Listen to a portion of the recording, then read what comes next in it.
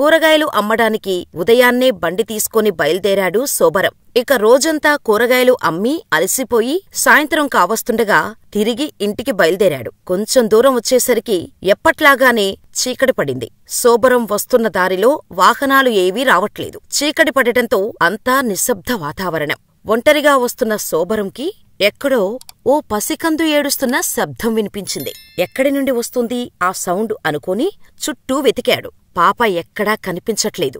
కాని ఏడుస్తున్న శబ్దం మాత్రం దగ్గరలోనే వినిపిస్తోంది. చుట్టూ తిరిగి చూశాడు.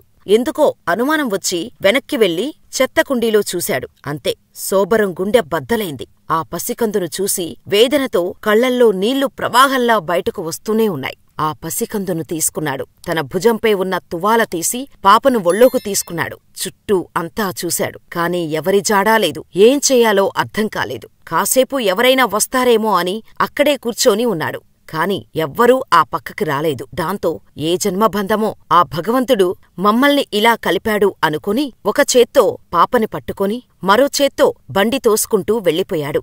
ఇదంతా 30 ఏళ్ల కింద జరిగిన సంఘటన.